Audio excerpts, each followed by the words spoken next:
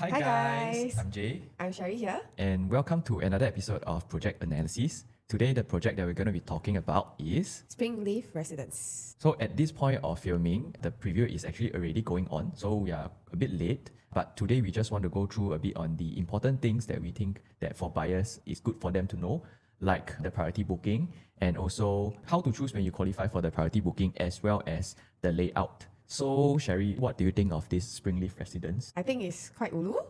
Location, Ulu? Location quite ulu. Yeah, currently actually there's not so much going on over there, but we'll also talk about this later on in the later part of our video lah. But one good thing about Springleaf is that the prices have been released and we feel that it is quite attractive. Yes. The preview actually started on 1st August, which was a few days back. The actual booking day will be on the 16th of August, which is on a Saturday. Then the priority booking will be one day before that. Which is Friday. So for these prices, what do you think? I think it's really attractive. For 2-bedroom, we can find something that is 1.07 million. Very attractive in terms of quantum wise, and one bedroom actually starts from 878k. But the thing is that the one bedroom is actually part of the conservation building of the project, so there are actually just a few units of these lah. So majority of the units here will start from 2-bedroom onwards, and it ranges from 1-bedroom, the limited units, all the way to 5 bedrooms, and 5-bedroom will be 1453 square feet starting from 3.018 million, which is really attractive in terms of pricing. But we also want to go in depth to see whether, even though the price is attractive, whether buyers do have some concerns because of the location. We will touch on that a bit more later on. Let's go to the details of the project. So I just want to highlight that there's actually another plot right beside us. It's just at Springleaf MRT, and then it will be integrated, but there's no bid at all. Previously, it was actually up for bidding lah. No developers actually bid for the land. We do feel that the reason is because this area is a new area to be developed, and developers are also very cautious when they bid for lands nowadays. They probably want to see the response of Springleaf, and if the response is good, then that will likely attract more developers to bid for the land, and potentially the future plot, which is the next plot, will be higher price because of course it's integrated, and there's also commercial spaces as part of the development lah.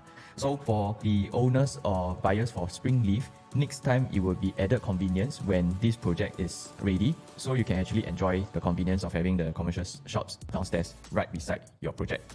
Looking at this, we actually can see that the whole project is surrounded by a lot of trees. It's actually the central catchment area, which we will touch on later on. But the important thing about this slide is that it is right next to MRT lah, for Springleaf also. Yeah, and also showing the facades. And the facade, what do you think? I think very Hong Leong style lor. Yeah. Very Hong Leong style. If you have visited Midwood, it's in Hillview. They also did something similar like that. I think they want to still retain the colours of the house because of the conservation things, right? So technically, I think the whole facade is in brownish. I think because the brown also matches with green. Yeah, it and looks because better this way as it well. actually does look quite nice. Looking at the facade, it actually blends into the nature lah. Springleaf is actually on the TL, Thomson East Coast line, so it goes all the way to Changi. Okay. So this is the unit distribution chart. So we have 5 residential towers. Total we have 909 residential units from 2 to 5 bedrooms. For the conserved building side, we have 32 units from 1 bedder to 3 bedder. So basically for the gym and the study rooms areas are all in the conserved buildings.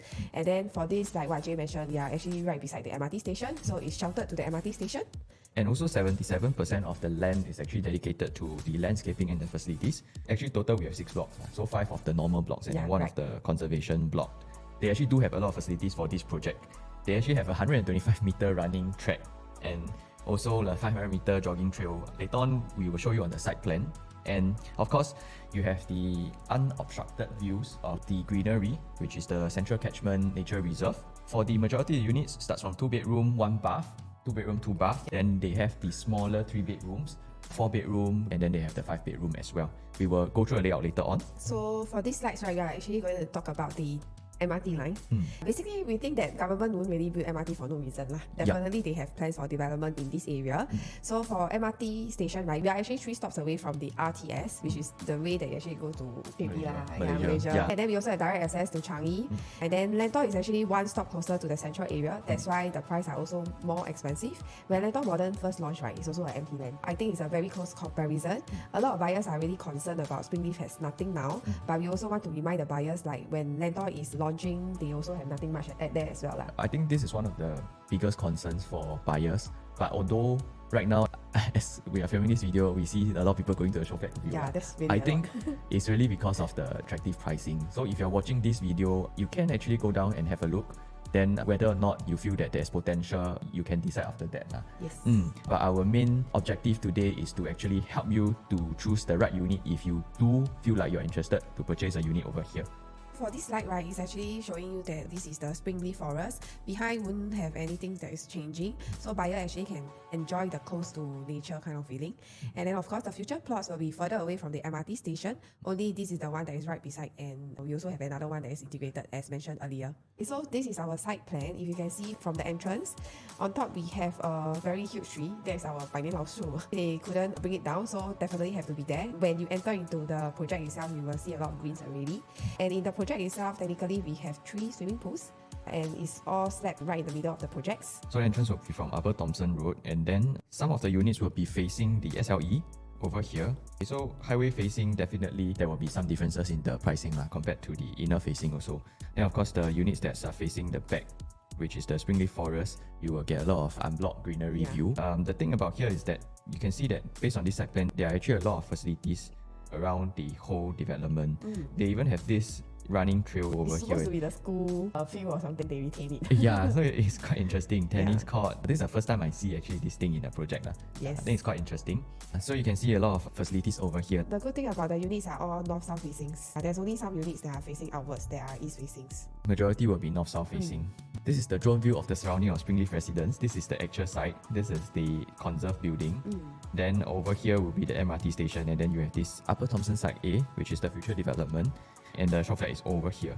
And you can see that those units facing this side, certain units is actually facing the landed view. Then those facing backwards will be the greenery. Then this side will be the highway view over here. From here, you can actually see more clearly. This will be the landed view. And certain units facing here, right, you can actually have a slight view of the water over here. Then for units facing this side will be the highway. Then the MRT will be over here. Notice that we actually have more future residential plots at this area. So based on the master plan itself, from 2008 onwards, you can see the yellow portions, they are all reserve sites. So they do not have any plans yet. But after that, in 2014, we can actually see there is a MRT lines coming out from there.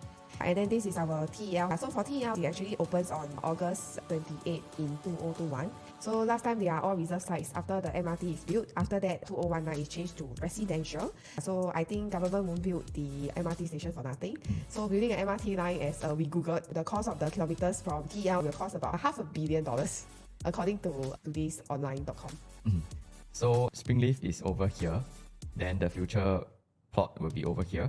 And you can see from this master plan, right, over here is all zoned as residential. So this in the future will be either your HDB or your condos. And right now, here is really nothing. So what are you buying in? This area, you are really buying into the potential.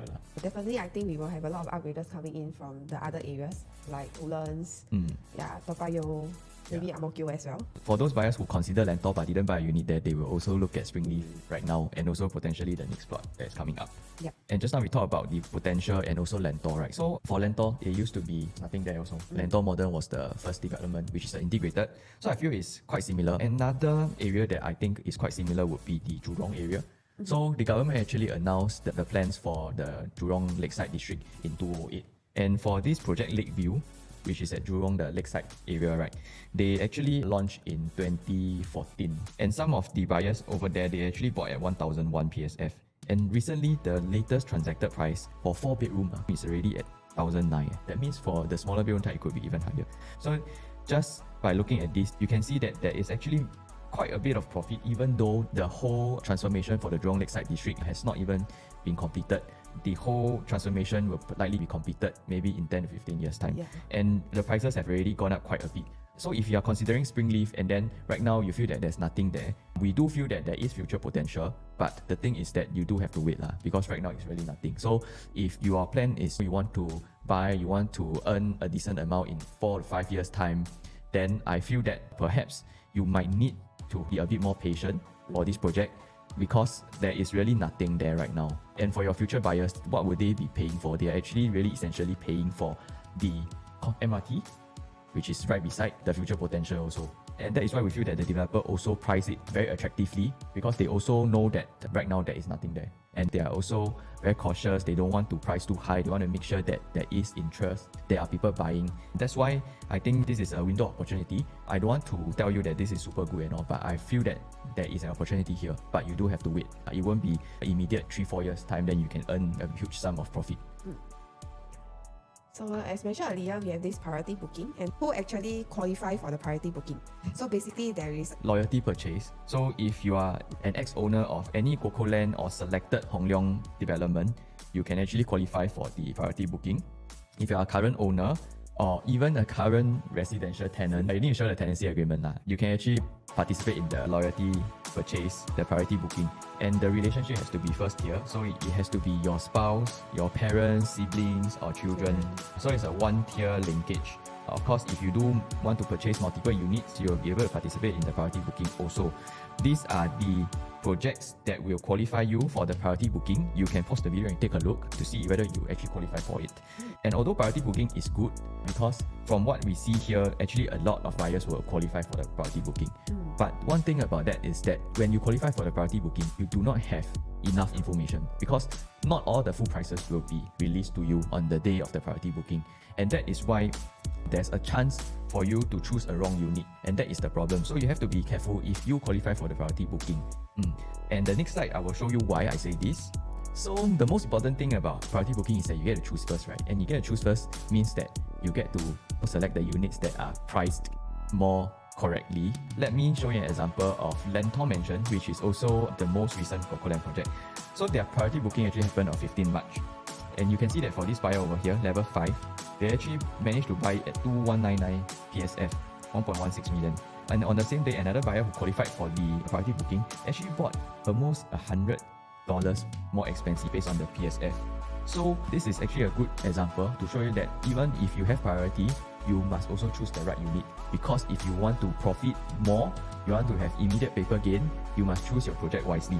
Then let me show you another example of how priority booking can be to your advantage. You see on 15th of March, the same buyer who bought at 2199 PSF, on the next day, another buyer also bought level 5, same size at 2321, which means that only in one day, this buyer actually managed to have a 60,000 paper gain. And that is because he managed to qualify for the priority booking and he managed to choose the right unit. Of course, how do you actually choose the right unit? We will just touch on a bit over here right now.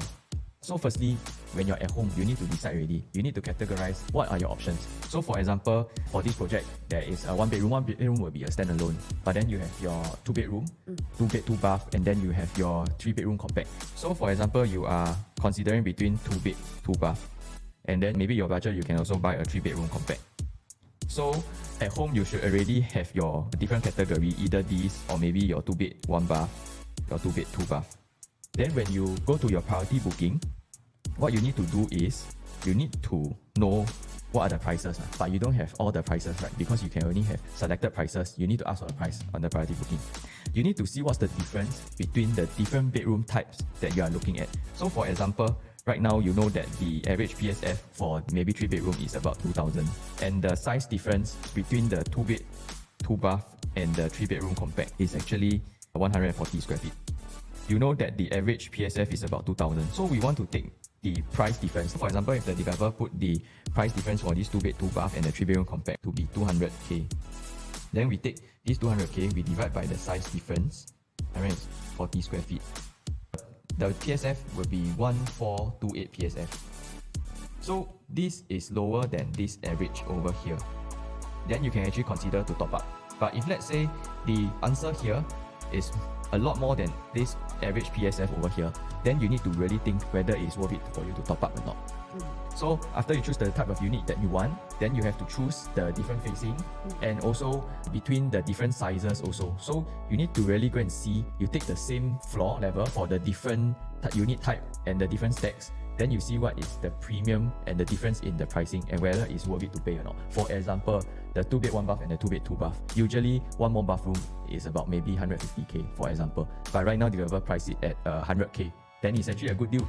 then you can also consider the 2-bed 2-bath if let's say your first choice was a 2-bed 1-bath. So this is how you can actually make the best out of the priority booking. And this is not just for priority booking, even when you are at the normal booking, you can also use this method to choose the right unit. And of course, we also have to consider what is the different facing, like which facing is better, whether it's more worth it to pay or not. Because for this project, there is also the highway facing, but the highway facing also do have a bit of the unblocked view. We do not know how the developer is going to price it, but the key thing over here is you need to know that if you pay for a certain facing, a certain unit type, you are actually paying the right amount and you are not overpaying. And that's all for the priority booking. The next one, we will go into the layout. So let's dive into our 2-bedroom layout. So basically on the left hand side is our 2-bed 1-bath, which is 527 square feet, and then the right hand side will be our 2-bed 2-bath, which is 646 square feet. So they are all in the tall building. We will do the conserve building later on. And then 2-bed 1-bath, a lot of them are the highway facing.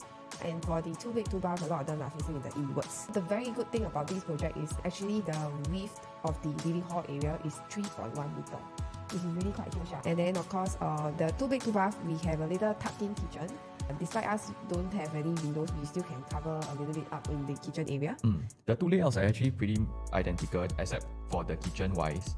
Just now we mentioned, of course, you need to see whether based on your budget, which one would you go for. And let's say if you're able to stretch a bit of your budget, we have to see what is the price, whether it's more worth it to go for a 2-bed 2-bath. Because in certain cases, the 2-bed 1-bath can earn more, but certain cases 2-bed 2-bath earn more. So it really depends on your entry price.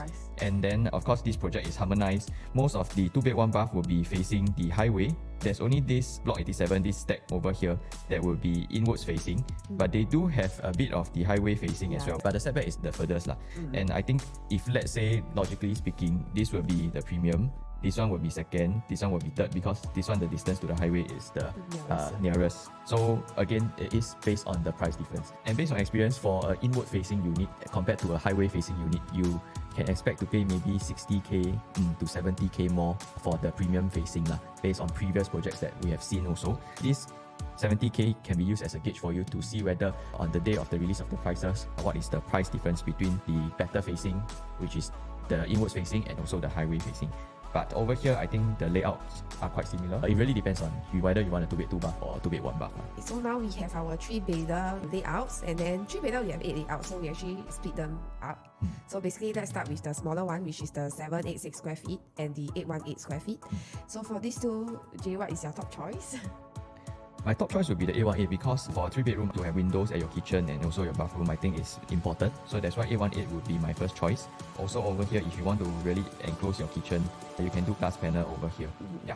And over here, we also still don't know whether a dumbbell 3-bedroom layout is really accepted in the resale market also. Yeah, we know that 2-bedroom is acceptable. But actually, when I sell the 4-room flats that have those like dumbbell layouts, right, actually quite popular because there's no wasted space in the walkway. I feel that a lot of people, they can accept the point that one room is tucked at the other corner. So maybe also still can consider lah. You can consider lah, but then you have to sacrifice the windows. If you have budget, then I think let's go for the 818. Yeah, because the price will be definitely very palatable. Because if let's say you really want a 3-bedder, buy something that is very affordable, I think today's market it will be one of your options. And for this layout, right, we actually have our top choice, which is the 904 square feet. Due to the walkway is actually smaller. If you actually like longer foyer, right, then you can consider the other layouts. Because based on the 904 square feet, our foyer looks a little bit smaller, and then you have everything intact, like what we say, the windows, and then we also have a flexi room. Anyway, the flexi room quite huge. It looks really like you can put another single bed in there. You can see from this layout, it's almost the same size as the bedroom 2 and the bedroom 3, except for the wardrobe part. You should be able to fit a single bed inside. But of course, if you want to use it as storage, you also can use it as storage. And I think it's quite unique that we actually have a dry kitchen outside the kitchen area. So they actually did the kitchen a little bit smaller, and then you have a wet and dry area. Yeah, so I think this layout is quite good because you have your dry kitchen, and on top of that, you still have a very good amount of space for your dining area. Right. And just now, as we mentioned, the width of the living room is actually 3.1. We feel that the layout is actually quite good for this project. But the thing is, if you have to choose one out of these 4, the 904 will be our choice. Because it's essentially the same thing, just that the other layouts have a longer foyer. Yeah, so you pay extra for the foyer. Yeah, if you like the foyer, you have a lot of shoes, you want to do all your shoe cabinet over there, then you can get the 9581. Because over here, you can have a lot of cabinets over here. Then all your shoes you can keep there. But other than that, I think the most efficient out of these 4 will be the 904. And then for facing wise, they have different facing. You have inward facing, mostly will be inward facing. And again, have to see the price. But 904 will be our top choice based on these 4. The last 2 layout of our 3-bedder, our top choice will be at the left-hand side, which is the 1023 square feet. Yeah, because it's the same thing, we have a longer walkway in the 1076 square feet unit. And this layout actually has more storage spaces. Your flexi room's still there, but you get one more household shelter. And I think that the unique thing about this is that the WC that is usually in the yard area, right, is actually right at the doorstep. So maybe your guests can walk into the toilet first and then go in. If you are someone with OCD and then you want your guests to wash their feet before they go into your house, right, then this one they don't need to go in the kitchen. Go into the house, you can put a sign there, please wash your feet. You have your third WC over here. And again, the living space is quite long and the width is quite good. Just that one thing, there is no yard. So if you want to really hang your clothes, you still have to do it at your balcony, because I don't think you want to install the hanging rack above your kitchen, because when you cook also, the thing about this layout I don't like is don't have the yard area, which this size they should have built a yard. But after we go through all the 3-bedders, I think they build it very well for those that are upgrading, especially those that are coming from the HDBs. Yes, because it's like around the same size as the HDB also. So definitely I think they also can accept these kind of sizes. When you are thinking to exit your property, you actually can target those that are HDB upgraders also. Yep. Then we have actually chose our top 3. Now we will choose the final winner for the 3-bedroom. So which one is your final? I still think the 904 is the best choice. I think also have to see the price difference because although 1023 is bigger, right, and we have an extra bathroom, and we also need to see what's the difference for the bathroom, right? Yeah, so again, you can use what I shared earlier in the video. You can see what is the PSF difference. If it's lower than the average PSF of the unit type that you're looking at, then the top up could be worth it. If it's a lot higher than the average PSF of that unit, right, then maybe you have to consider whether you want to pay for it or not. Because 904 and 1023 is quite similar. For 904, it has everything you need in a 3-bedroom. For this 1023, right, there's no yard area also. The 904, you have your wet kitchen, your dry kitchen, same thing, no yard area. What you're paying for is really just for one more WC and then also one more household shelter. I think that the key thing would be whether the price is worth it to pay or not. But layout-wise, our top choice would be the 904. Okay, so here is our 4-bedroom layouts. We actually have 2 layouts of 4 bedrooms. Our top choice will be our D1 because step 15 is actually a highway facing. Yeah, so we actually prefer the D1 unit. Actually, for the D1 unit, also quite special because basically the bedroom 4, right, we actually can hack down the wall and do it as a living hall area. So you actually have a landscape layout. Yeah. If you knock down the 4th bedroom, then you have a super huge living room already. It's like an L-shaped living room over here. But the thing is that if you knock down, there will be a beam over here. So this beam will still be there. You cannot remove it. But if you knock down, then you have super big living room. If you don't need 4 rooms, you can consider also. So what you can do, because there's a beam over here, you can actually do a divider over here. Then you install zip track over here, right? I mean, you will install zip track for the whole thing, but your zip track, you can keep it closed most of the time. Then this balcony is actually quite big. You can actually convert this space into a study area for this bedroom 4 over here. I think this is an idea for you. You have flexibility for this layout. But if we have to choose, would be D1 because this step 15 is actually facing the highway. If you are buying the 4-bedroom, your future buyers will mostly be buying for own stay. And I think that for 4 bedrooms, you are already paying so much, right? Then get something that is inward facing would be better. Not saying that the highway facing you cannot sell or you cannot profit, but if you're already paying so much, go for something that is the best. Unless, of course, you have no more choice. This is your ballot number is not good. You're only left with this choice. Then again, you see whether the price is worth it to pay or not. The difference in the facing. But beyond the highway, I think there is also a bit of the unblocked view as well. It really depends on how the developer will price the unit. Because like for example, for Alta, the project in Clementi, for those units facing the highway, even though it's facing highway, but after the highway is actually unblocked view. So the prices were actually quite similar, or some of the units are actually more expensive than the inward facing units. So we really do not know how the developers are going to price. But I think on the day of the booking, what you can do is do your research, do your homework, and if you do not know how to choose the correct unit, you can ask your agents. Of course, if you don't have an agent, you can also ask us. We can choose the unit for you based on your requirements and also based on what is best at that price at that point also. So lastly, we have our 5 bedrooms here. We have 2 units of our 5 bedrooms, which is at 1453 square feet and 1475 square feet. So our top choice will be E1 because of the window. We actually have extra windows at the walkway. So I think that this will make the unit even more brighter. Yeah. The cross ventilation is very rare in Singapore. So you can open up this window, you open up your balcony screen, you have a lot of cross ventilation, which really very rare to find in today's market, or even for older projects, we seldom see, because for this layout over here, you don't have windows over here. So it's actually most the same, except for the window. But of course, over here you get your storage. But in terms of the layout wise, very good because the living room very big, the width very good distance, and of course again, if you don't need the 5th bedroom, you can knock down, then this area is very big for you already. I personally quite like this layout, and master bedroom is big also, junior master. Then you got your storage. This one got yard. This one you can hang your clothes. This one don't need to hang at the balcony. So first choice would be E1. So you can choose either you want face forest or you want face pool. Okay, next, we come back to our 1 and 2 bedder. For this project, right, the 1 bedder is actually part of the conservation building, and there's only 8 units of this 1 bedroom. The size is very nice number, 388, but there's only 8 units, so you need to snatch. And the quantum wise is also very attractive, 878K. If you really want to invest, you want to start your property portfolio, you want to start your investment journey, then I think you can consider this. You have a decent bedroom, and then your kitchen and your walkway over here. No balcony though. Anyway, do you know where are all the aircon ledge? I don't know, where is it? Actually, the aircon ledge, right, is all at the basement. So you know when they have a car park at the basement area, they actually do all the aircon ledge there all the way to level 4. So imagine you buy the level 4, you have to do the trucking all the way down to the basement one. That will cost you a lot, right? I mean, quite smart lah, because they have to conserve the beauty of the place, right? So they actually done the aircon ledge below, like at the basement, you know. Yeah, but I think maintenance-wise, it will be a bit more costly. But anyway, we don't have a balcony here, so I think 388 square feet is still quite decent, which is gonna be 400 over in our non-harmonization. So if you want to consider 1 bedroom, can consider cheap. Okay, so 2 bedroom, this 592 square feet, 2 bed, 2 bath, quite good.